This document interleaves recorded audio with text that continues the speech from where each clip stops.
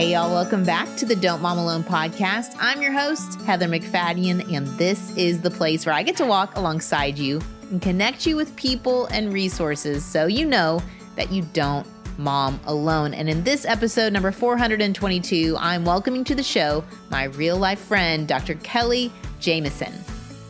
As a mom, there's no one else on this planet that knows these children better than you.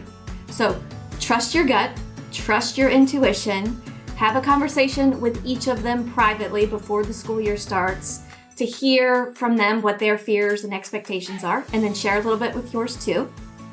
Kelly is a fantastic Dallas-based therapist and speaker. She talks to lots of teachers before the school year, and I thought it'd be great to have her come on, give us some good perspective as parents, not just for the beginning of the school year, but also as we go throughout the year and how to support our kids well, but advocate for them and support the teachers. And she has a tool I want to make sure I point out. It's in the show notes. If you have a child with special needs or any kind of accommodations that are listed in an IEP or some document at your school, this is a great resource for you. We also set the stage for our tech series here on the podcast. I asked Kelly to talk about technology, and she told me no. And you're going to hear why. So let's get right to it. Here we go. Kelly, welcome to the Don't Mom Alone podcast. Thanks for having me. I mean, just our paths have crossed, and I'm so happy they did. Me too. We had a mom-son event at our boys' schools, your oldest, my second, and we left, and I go, Price, who is that boy's mom? Who is that? And he's telling me all about you. I was like, I need more of her. And I immediately started following you on the Instagram. And I was like, she knows what she's talking about. She is a wise, wise woman. So we were having Mexican the other night. And I was like, can you please come on the podcast? Please. And I said, yes, ma'am. Yes. So because, okay, we're going back to school. We're also doing this tech series here on Don't Mom Alone. And when I brought up, I'm like, would you talk about technology? You're like, I don't do that. Yeah, no, I don't do that. But I thought we could talk about back to school and mix in a little technology because you have played all the roles. Tell everybody a little of your backstory of the experience you bring beyond a mom of two kids in the same season I'm in, but 2, 3. Wait, did I make up 3? Yeah. Okay. Yeah, I have 3. Add it in. Yes. Add another one. Yeah, bonus. So tell everyone a little bit of your experience and like what sides of this situation you've been on. Sure. Well, I started out as a classroom teacher for many years. I taught middle school social studies while I was going to school at night. And then when I finished my doctorate, I moved upstairs at Parish Episcopal School here in Dallas, and I was their upper school counselor for many years. And then I went into private practice. So a little bit of classroom teacher, school counselor, now therapist specializing in adolescents and their parents, and mom. So kind of 4 corners of this whole school year. I feel like I've had experience in a little bit of each of those categories. Yeah. And I think you can also see the trajectory of the year. I mean, I think there's a little bit of stress at the beginning when we don't know the teachers we're going to get, the classroom dynamics, but there's also hope. I don't know. I always carry a little hope that maybe this year will magically be different. And so we hit a wall midway into the fall semester. How can you help? Like, what advice would you give as parents are heading into this school year? And maybe they have that hope, but they also have a lot of fear and a lot of, I don't know, they just unknowns are causing them some stress. Yeah. So this time of year, people are getting their emails or their schedules. And the very first thing kids do is they look at what teacher do I have or what teachers do I have? Mm-hmm. And then after that, the second question is, what friends are in my classes? Yes. All right. So that's sort of the order of events. So immediately upon getting those schedules, they want to know, did they get the good teachers? Mm-hmm. You know, and some years you get the good teachers. And then some years you don't. And I think parents of littles They get really upset. They want to have the best teacher every year. But as the years sort of tick off with other children, you start to understand, some years you get the good teachers and some years you don't. So and some we try to years manage those. you think we did not get the right one. And then Yes. you see future why that was the Absolutely. perfect one for your kid. Exactly. Yeah. But this time of year, like at the beginning of August now, everyone is like anticipating, right? So as moms, we try to keep it optimistic, which is right where we should be with it. Because anxiety is just sort of fear of the unknown. And collectively, everyone is a little bit fearful or anxious / excited, which is exactly how it should be teed up at the beginning of August right now. So as we're getting haircuts and buying the backpacks and the water bottles and making sure the shoes fit and the pants aren't too short. So while we're doing all of this like technical things, we should also be sort of encouraging, giving pep talks about the school year. And that's the hard part of mom. So while we're doing all of that, we also have to do all the emotional prep too about sort of what we're going into, what we can expect. But always beginning of August, everyone should feel collectively hopeful and excited. For example, I spoke to a group of teachers a couple days ago, and I said to them, education is the one field where everyone collectively gets a restart in August. And the kids are always getting a restart because they're obviously moving up in grades, but teachers also get a restart too. This is not the case in the business world. So if, Jim, the accountant, leaves for the Bahamas for 2 weeks and he feels refreshed and he comes back from his 2-week vacation and then he's sitting in a meeting with, Tom, who didn't get a vacation, those energy levels are different. But education is so cool in the fact that collectively everyone is sort of amped up together. And that's the beauty of education, whether you're a student sitting in the desk or a teacher sitting in front of the class or an administrator, there's a collective energy that is unique and special to education. And when I talk to clients of all ages here in the office, I try to remind them that this will not always be the case. So you sort of soak in this excitement every August. So go ahead and buy all the new things, but know that there's something magical about getting a fresh start. How do you talk your kids through a disappointment though, and try to keep that energy up if they don't get the teacher they expected? Or I remember one year in my son's mind, he thought this teacher was mean.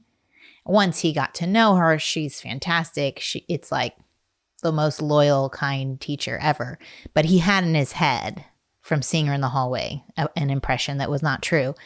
Or their best friend isn't in their class. Like they have initial disappointments that don't help anxiety, like you said, that's already there. Yeah. So in short, I always just tell them, let's keep an open mind. Because, I've got a lot of kids right now who are leaving for college and their anxiety is at a 10. Okay. And they're going to some fabulous schools. And I know they're going to have a great time. But I say to them, let's just get you there, because the anticipation is really what's crushing. It's the anticipation of not being in class with friends, not getting the most energetic teacher. So it's the anticipatory anxiety, I think, that's crushing. So we just keep reminding them, keep an open mind and let's just get there and get the lay of the land. Yeah. Okay.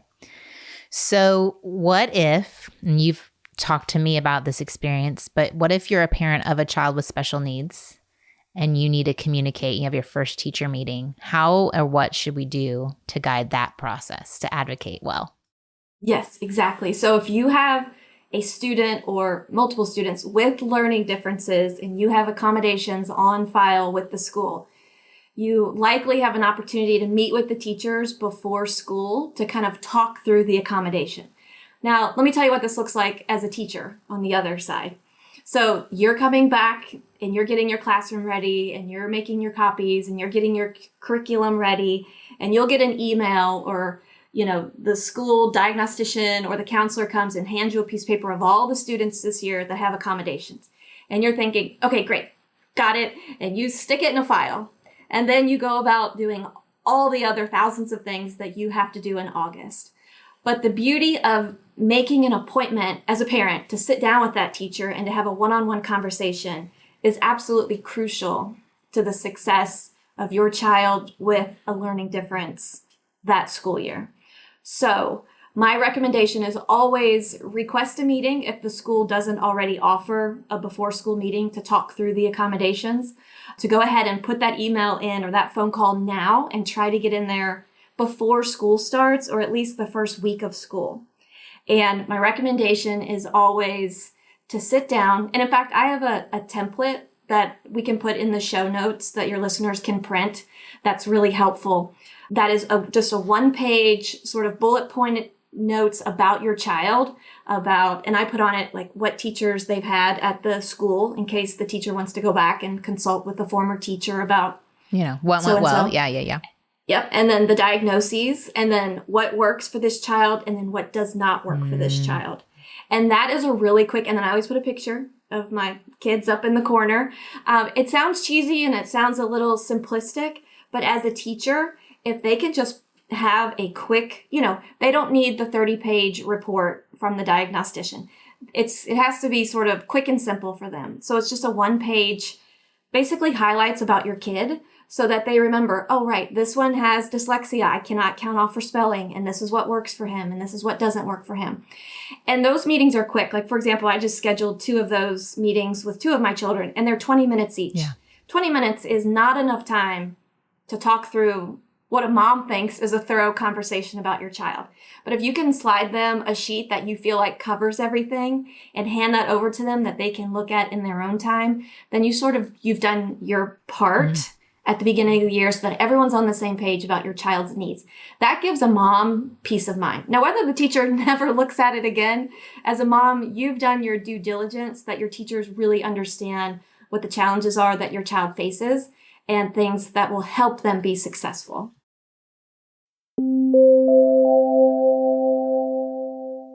I'm going to pop in here and tell you about one of our favorite sponsors. It's Thrive Cosmetics. And why I love them is it feels like they're the unicorn of beauty products because they do all the things. 1, they work.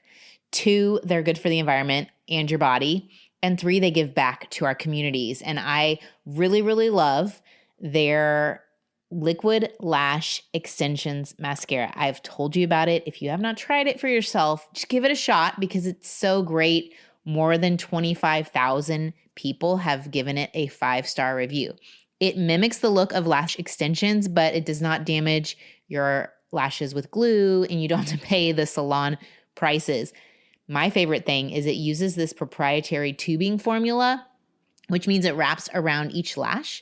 So it lengthens them, it defines them, and it doesn't smudge or clump or flake as you go throughout your day. And it has nourishing ingredients, so they're getting supported so they grow longer and stronger and are healthy looking over time. And it comes off so easily so you don't damage them in taking off your mascara. You just use warm water and a washcloth and it just slides right off. Those little tubes just slide off your lash. It is the best-selling product from Thrive Cosmetics. Their products are 100% vegan, cruelty-free. They're made with clean, skin-loving ingredients. No parabens, sulfates, phthalates, all without compromising their performance. Like I said, that works so, so great. Not only that, Thrive Cosmetics is known for how they give back to communities. Cause is in the name for a reason, because part of their mission is with every purchase, they support organizations that help communities thrive. People who are battling domestic abuse, homelessness, cancer, and so many more. You have to try Thrive Cosmetics to see for yourself. So right now you can get an exclusive 20% off your first order when you visit thrivecosmetics.com/DMA. That's Thrive Cosmetics. It's spelled CAUSEMETICS.com/DMA, and you're going to get 20% off your first order.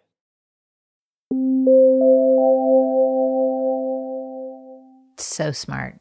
I feel like it's keeping harder, longer conversations later from happening. Like you're running into all these issues later, and it's not the teacher's fault necessarily. It's not the child's fault necessarily. It's just like a miscommunication. And like you said, especially if you're in a public school setting where you have a lot of children. I mean, I've worked in a public school setting. It's a lot of kids. And to know each individual child's needs is a bit overwhelming, especially at the beginning. And you're just working on overall classroom management. I mean, And there's the whole education piece that we're supposed to get in there. Right. Yeah. It's a lot for teachers. And so to be on her team or his team and to support as best you can. I love the one sheet idea. I think it's brilliant. Brilliant. And if you're listening to this and it's way after the school year, I would assume that it's never too late. Yeah, never too late. And I always bring him like a little treat or something to go along with it. It's like here you go. But then even still, by October, November, I'm still sort of sending back a sheet with a little mom note on it that's like, just a reminder, my child has dyslexia, cannot be counted off for spelling. And I send the test back. And then they usually follow up with an email like, thank you so much for the reminder. I mean, these teachers just have so much going on that oftentimes they appreciate the reminder, like, hey, just, you can't count off for spelling for this kid. And they're like, that's right. Thank you for the reminder. So it is something that you just have to keep your eyes on all year and just remember that these teachers have so many students and oftentimes they appreciate the reminders and they don't always see it as a criticism of their work. Well, and it seems like it's the how you deliver. And if you started off on the right foot with like a collaborative relationship versus me versus you, I mean, your goals, you both have the same goal, that your child learns and grows. And so if we keep that in mind throughout the year. Yes. Love it. What other things would help form that kind of relationship with teachers? I mean, kindness, right? Like you just have to remember 101. If you've ever gone to be like, guest reader or mystery reader or even lunch duty, like you get a little snapshot of the chaos of school. So a little kindness goes a long way. They're doing their best, right? And I think starting early, that nice relationship, rather than sending off that email at night when you're upset, goes a long way. The emails at night. Yeah. Should we have some rules on like parent use of technology? The 24-hour rule. Yeah. I've had the almost reactive email, right? So let's say you get an email from a teacher or news. What should be the parent response? Sleep on it. Sleep on it. Because oftentimes your child, I mean, it's been my experience as a mom, that the child comes home day of and is really worked up about the thing. And then in turn, you get worked up about the thing. And then maybe you sent the email, maybe you didn't. But the next morning you sort of check in with your child or the next day after school and they're over it. It actually wasn't that big of a deal, or the child misunderstood or the teacher forgot something. And then you're thinking, gosh, I got totally dysregulated for that and I didn't need to. My kid seems totally fine now. So it's just sleep on it. 24-hour rule is always the best advice. So another thing that I feel like we run into as the school year goes is social dynamics.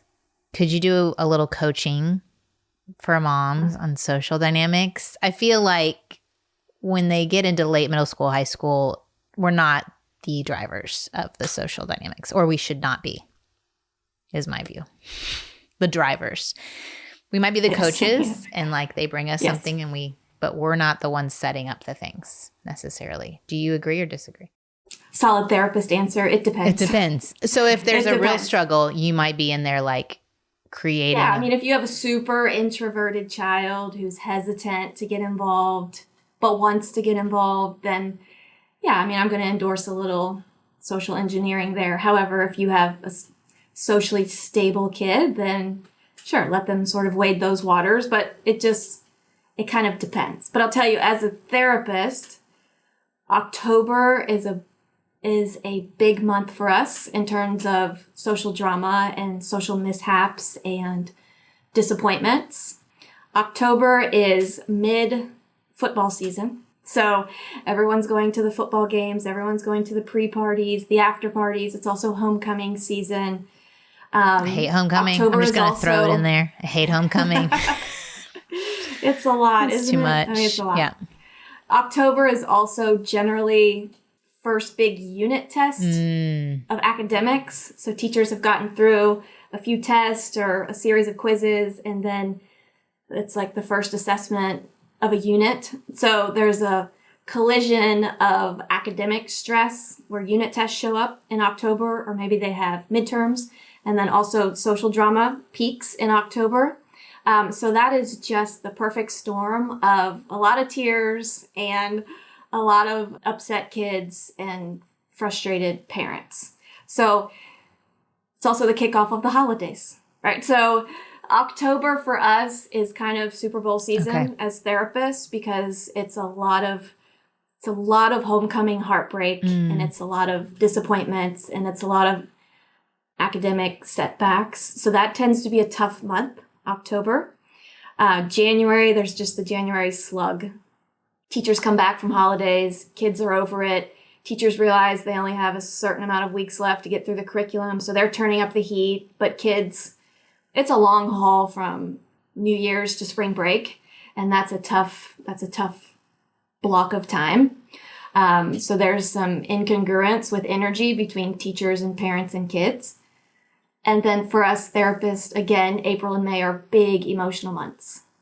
So October's big, and then April and May. So April and May marks the closing down of things, a lot of tryouts for the next year, ceremonial things, end of chapters, parents recognizing that kids are leaving. So the spring for us is also really hard. So I would say October, April, and May are really the 3 months to look out for as parents to sort of protect your own emotionality while caring for your families.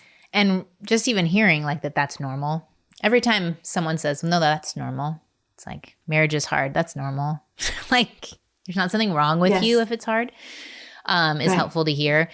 I know we were kind of talking about middle school, high school, but do you think that's true even in the elementary years, that those are the months that can show more emotions and challenges? Are they less sensitive to the social dynamics? Yeah, I would say they're less sensitive to the social calendar. Also, developmentally, they're all over the board. Mm-hmm. So they could have different struggles and troubles in their own way, but I don't think it quite matches the intensity of the middle school, high school kids. Yeah. Yeah. Okay. And as parents, when we do hit that season, like you said, guard our own, like be available. As a therapist, you said it's heightened. Are these current clients, or do you find parents their new clients are coming in October? Their kids are hitting these moments of stress, and so they're reaching out. And is that something we should do? Like if we're seeing our child struggle in mid-October and make that appointment, or is it something that we have to, it's a case-by-case kind of basis? As a therapist, I would say my October peak are current clients, and then I get an onslaught of new people in the spring. Okay. Those are kids trying to make choices about where they're going to go to high school, where they're going to go to college, or kids that aren't taking college applications seriously and parents panic. Or it's the junior boy who's still playing 6 hours of video games a night and parents are panicking, feeling like he's not leveling up emotionally or maturation-wise, and they start to get a little nervous about that.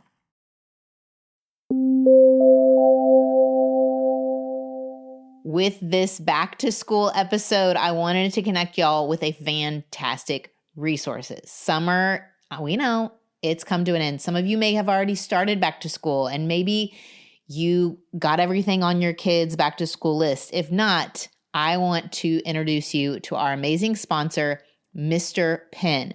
Mr. Pen is the go-to destination for all your back to school essentials, whether it's pens, pencils, highlighters, to notebooks and planners. They have everything your child needs to conquer the new school year. My second son has been using his Mr. Pen highlighters to do his summer reading, finish it up before the school year starts. Mr. Pen was started by a Christian teacher seeing the daily struggle of students and other teachers. They have over 100,000 5-star reviews on Amazon. Their products are legit. We love them here. And they're so affordable. They get to your house so quickly. So moms, don't stress about the back to school shopping frenzy. Don't go head over and look at the empty bins of all the products. Instead, head over to Amazon, buy it quickly and affordably and easily with Mr. Pen. If you buy Mr. Pen on Amazon, make sure you use the code Heather and then the number 10, but put out the numbers 10 and MP for Mr. Pen at checkout. So that's Heather 10 MP, and you'll get 10% off your first order. Heather 10 MP at checkout, and you'll get 10% off your first order.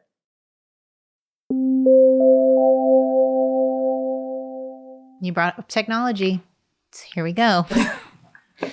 I did. Tell us why you don't do a technology talk. So I do a ton of speaking throughout the school year to both parents and students all over. And I'm often asked to do a technology talk. And I respectfully decline because I have done them. Yeah. Like I will be honest. I've done them. And it is a tough topic because you can't win. You cannot win with this topic. You cannot. I liken it to talking to parents about alcohol with teenagers. It is very polarizing. In the alcohol conversation, some parents believe they have to learn how to consume alcohol under my roof. Mm-hmm. And then the other side of the coin is you've got parents that are teetotalers who are absolutely not. And neither of them are wrong. Neither of them are right. You just can't. Is. You can't win this. Cannot. It's based on like human experience. It's based on a value system within each home.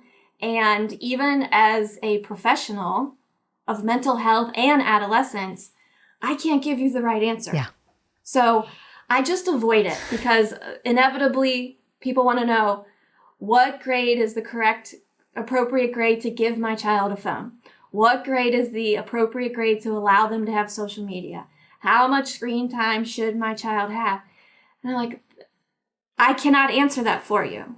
There are so many variables at play here that if I stood in a room full of people and said, this is the grade that's appropriate for phones, this is social media, this is screen time, it wouldn't be correct because all of these kids are developmentally all over the board. Mm-hmm. And it's just parenting. It's just parenting in a different vein. Like you don't parent all of your children the same. I sure don't. Yeah. I know when I'm walking into which bedroom, like what sort of parent I need to be. And the technology talk is exactly the same. Yeah. I've seen it go sideways. I've heard horror stories in this office. But you know what? For the most part, like it's not ruining kids' lives. Oh. It's basic, what we call like technophobia. And it has happened anytime there is a technological shift in our culture, whether it be the computer or the television, or even it goes all the way back to written word. Whenever there is a shift in the way people communicate, parents lose their collective mind. Yeah. They think it's going to ruin childhood. It's going to ruin their ability to communicate. It's going to stunt their maturation. It's going to contribute to obesity or depression or eyesight. And all of these themes that we're hearing right now with this tech age that we're in are literally exactly the same as all of these other big shifts in technology, literally all the way back to the Gutenberg press, right? When they started printing the Bible, everyone was like, oh, this now has become a solitude activity. Like everyone's going inward and we're not talking about these ideas anymore. Literally the exact same concerns that we're expressing today. Yeah. So it's a hot button and it's polarizing for sure. But I just don't like to talk about it because people are just so sensitive to it. Yeah. And honestly, it's the first thing we're parenting that we didn't grow up with. Yeah. So there is no roadmap. Like we all grew up with alcohol and we all grew up with television, but we didn't grow up with social media. So there's this fear of the unknown. And we want our children to have some sort of, childlike fantasy that resembles ours. So we believe that having these phones in their hand, that they're not going to go outside and play kick the can like we did. So it's this fear that their childhood didn't represent the fantasy childhood that we remember ours being. Yeah. And you said to me something about how that for some kids, the gaming, like you were just talking about the junior that's gaming for 6 hours at night and they're worried about him. Yep. Talk to us about the social dynamics for some kids when it comes to gaming that might help a parent of that junior. So we think, it's sad because I have so many teenage boys who say, and I've heard this a lot during COVID when everyone was home, that parents would walk through the playroom or the bedroom or whatever and say, gosh, you're so lazy. Mm. And we keep hearing this word lazy over and over and over. Whenever a child was plugged into a video game, usually boys is the general example, that parents would just sort of roll their eyes in disgust and call them lazy. And that was really hard for those boys to be told that over and over because in their mind, they are connecting with friends. So as parents, every time we see a kid pick up one of these or an iPad or a video game, we think that they're disconnecting from their friends and from the family. But the truth of the matter is the research says that the kids that are engaged in this, especially video games, that they are actually, that's an authentic connection with their peers. That they're not actually checking out, but they are in fact checking in. And when you talk to them following the video games, now parents will say you can't get them off the video game or they're different when they get off the video games. But if you ask the child, they really did have an authentic connection with their friends while playing the video game. But the optics of it doesn't look like that to us. Well, and that's the rub. It made me think of when they announced through research that if you listen to a book, it is equal to, in your mind, reading it. And it was like threw everybody off. No, wait, they didn't read it. They listened to it. But it's like, well, their mind was still processing the words. They're still having to imagine if it's fiction. Sequence. They're having to process new ideas and thoughts. Like I've listened to books, as I'm taking walks, and it definitely was still as challenging to consume. Anyway, it's almost like we see it as like reading light when you do audiobooks. Yes. And they said, no, it's the same. I feel like we think, and in my mind, I haven't necessarily said lazy. I might have said addicted, which our guest that will be on next week talks through that wrong description. Yeah, good. But the lazy, it seems that way. And it also seems like you don't really have any friends. And so. Right, which couldn't be more opposite of what the kids think, which goes to something else that you and I talked about that night at the restaurant, is the way in which they're engaging on these platforms is also a variable that is important. Like, for example, let's take social media. Social media represents a party online, right? So if you think about being at a party in person, you have kids or people that engage in the party. They talk to people, they try the appetizers, they'll have a drink, they enjoy the party, like they're engaged in the party. But also you have those who sit off to the side, sit on the couch with one drink and maybe don't talk to anyone, but they're just observing the party, but they're at the party. That's the same thing for social media and the way that kids are using these platforms. So the big research study that came out a few years ago that said Facebook causes depression in teenagers specifically, I think it was teenage girls. But really the fine print of that said, it depends on how they're using Facebook at the time. But now we can just say social media. We have what's called active engagement, and those are kids and adults who are liking, commenting, and posting their own content. That's what we call active engagement. So for those people, social media is the party in which they attended, and they feel good about it. But if you're just what we call passively scrolling, that's passive engagement, then that's what historically we would call, wallflowers. You're at the party, but you're not really engaged. So maybe you're going to leave the party and feel kind of down about it because you watched everyone else have a great time because you sat off to the side. That's exactly the difference in the way that these kids are using social media and the mental health components that come out of that. If they're engaged, they see it as a positive. If they're not engaging and they're just scrolling or trolling, what kids say, then oftentimes they'll shut it down thinking that they've missed something. But in fact, they just weren't engaged in it in the way that could really give them some positive mental health benefits. When I'm thinking it's a risk when you post. Like I've noticed if I see my boys post on, let's say, Instagram, they're reposting some sports thing or reposting something about a friend. But original content that they post is seldom, if not ever. I noticed one day they both posted about trips they took. And I was like, this is new. This is risky. But it is risky, yes. That's what it feels like. It's like being at a party and deciding I'm going to grab the mic and sing a karaoke song. And I could be booed by everybody here. But when you're at an actual physical party, you know the people there. You know you have relationships with them. And you're taking the risk with familiar people. It's online taking the risk. It's like, I don't know who and what could be said. But then when you overcome it and you do it, then there's a resiliency that's like, that felt good. And I could see how that builds those online resiliency muscles, because people will comment to me, I don't know how you do it, Heather. I don't know how you keep putting yourself out there. I'm like, at this point, I don't think about it. because I've dealt with negative comments. I've dealt with strangers saying things to me and I've been okay and I've survived it. I might have had a rough day here or there, but I made it through. So building those online resiliency muscles, I'd never considered until we were having this little conversation. Good. Yeah. I'm happy to hear for your light bulb moment. But, it's just another trend. Yeah. I noticed what you noticed too is like one boy posts his sports photo and then the whole team posts their professional sports photo. But it's the same thing. Like our teenage boys, they all wear the all white gym shoe right now. Oh, I didn't know that. That's a trend. I didn't know that. I need to buy some. That's a trend. Yeah. Okay. So like whatever the trend is, it's just the way that they post on social media. It just mirrors everything else. Right? Remember, adolescence is a time of life where you don't want to stand out for the wrong reason. Yeah. So that's why they often are so trendy, is because they don't want any negative attention drawn towards them. So they post the same things. They wear the same things. They listen to the same music. It's a time of life that's really full of insecurities. And to post something that's different than what everyone else is posting is a huge risk. But so is wearing navy blue gym shoes instead of the all white ones that everyone apparently wears too. Price is taking all the risks. His are purple. So he's just really standing out there.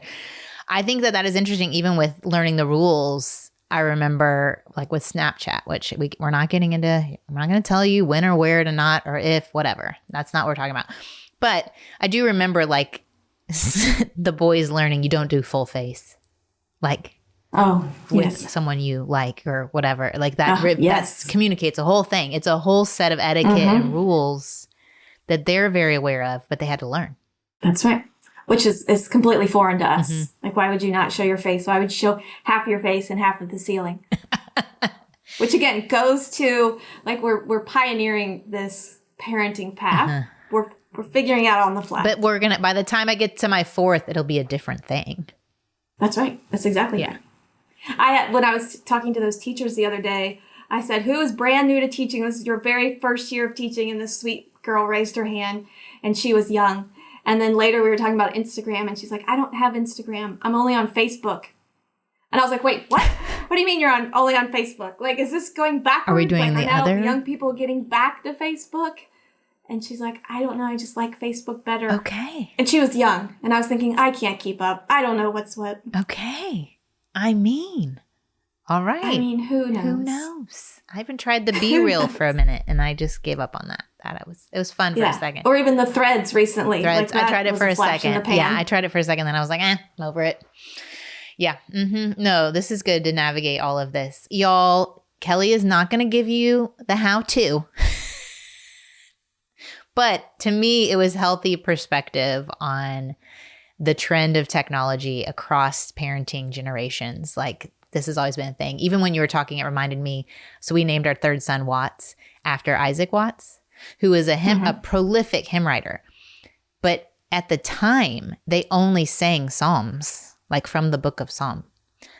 His dad was horrified that he had the audacity to write a hymn. And now we're like, hymns, that's old.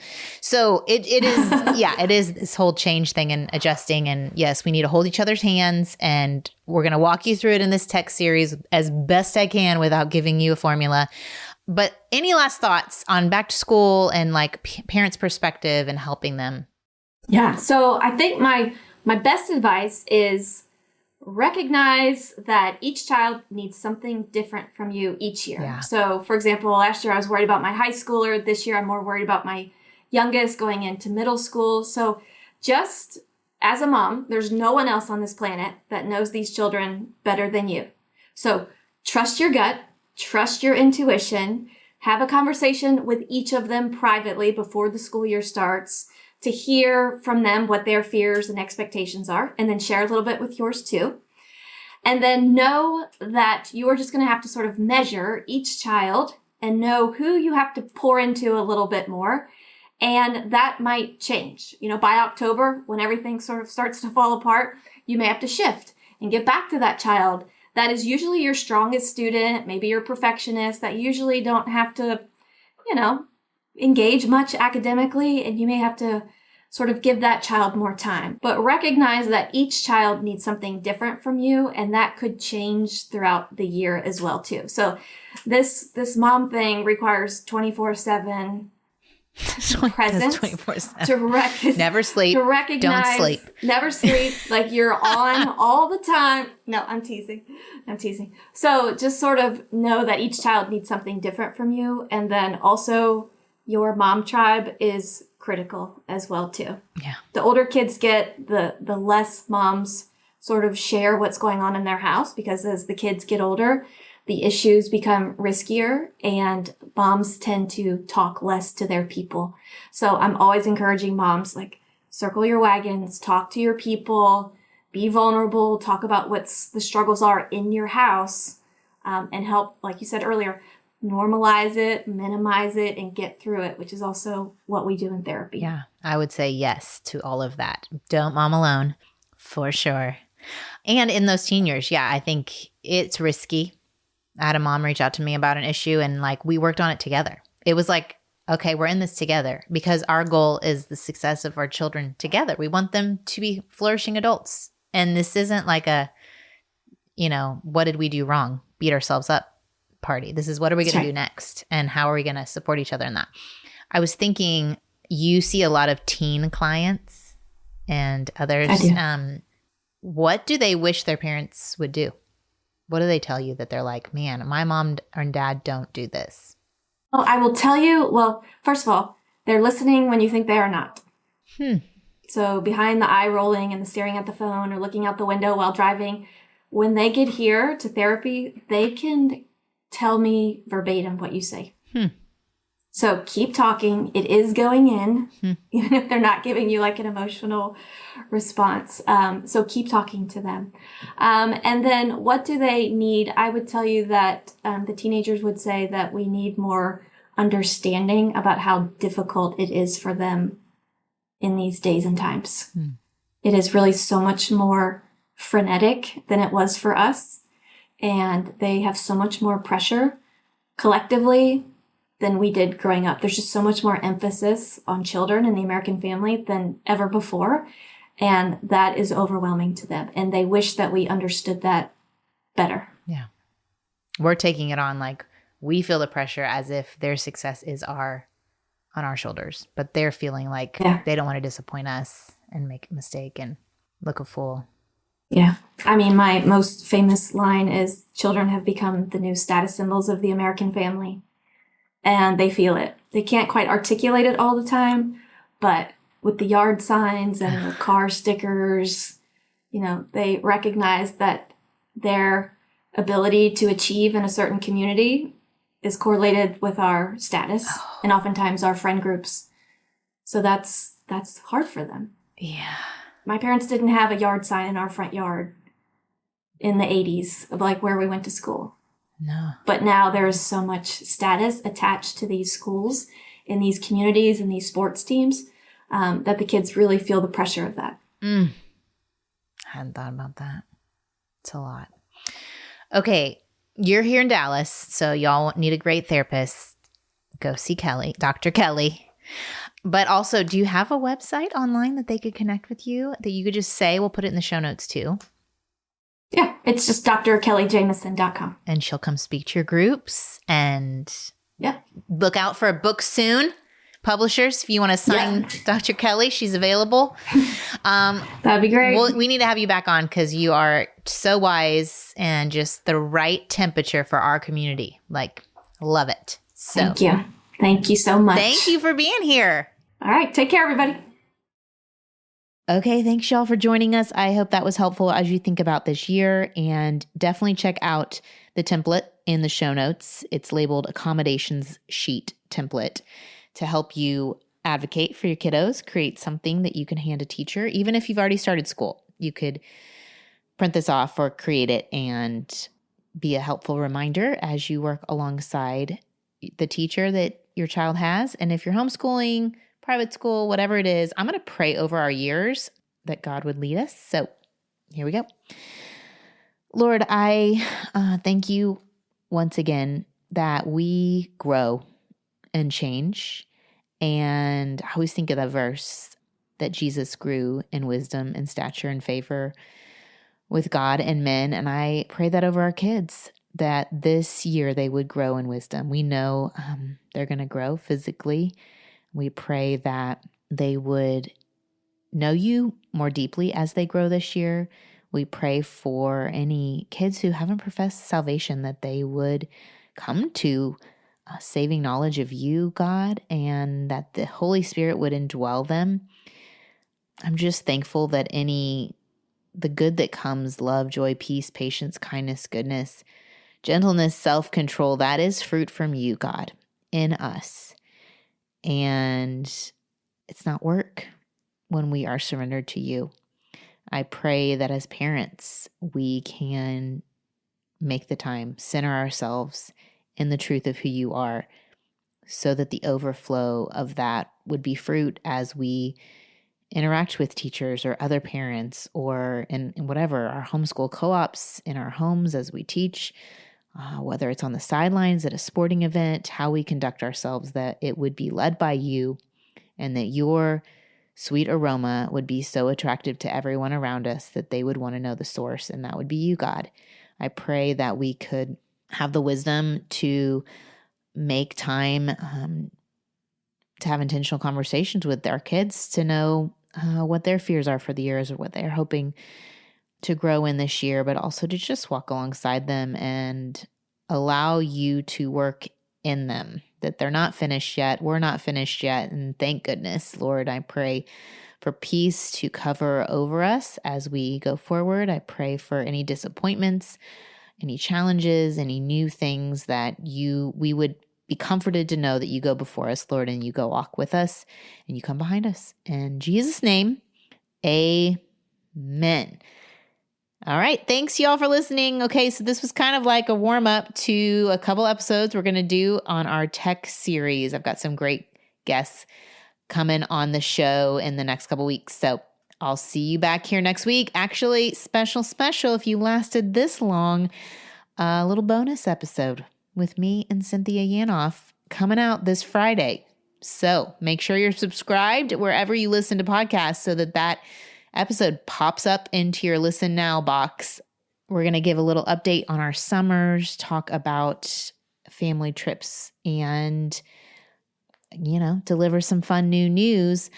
We recorded it before the fires in Lahaina, and if y'all follow me on social media, you know that my family, we were just in Maui 2 weeks ago. So I'm going to put a link in the show notes now, and I'll put it again in the episode on Friday, of a GoFundMe from friends that I know who, it's like friends of friends of friends that are collecting money for local people in Lahaina. And I just want, if you feel like you are led to do that and to help, you always know in these GoFundMes that it doesn't need to be a big donation to make a big difference. So I just want to put that in there. It's such a beautiful place and such a historic town. It is wild to my family and I that we were just there and it is completely gone. It is just hard to comprehend. So anyway, want to mention that here. I'll, mention a little bit in Friday's episode, but I hope you all have a fantastic week, whether your kids are back in school, you're starting this week, mine are, or you still have a few more weeks left. This is where we are. Or you have newborns. Hi, newborn moms. All right. See you back here next week. Adios. I hope you enjoyed this episode of the Don't Mom Alone podcast.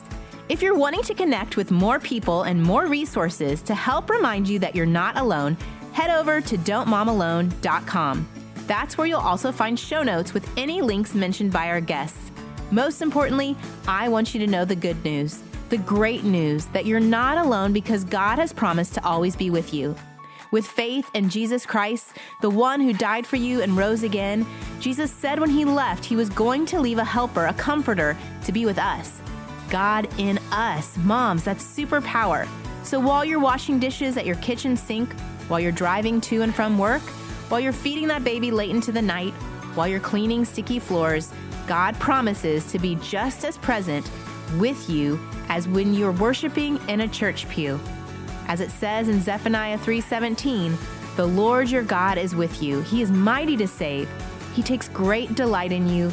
He will quiet you with his love, and he will rejoice over you with singing. Now that's good news. Have a great day.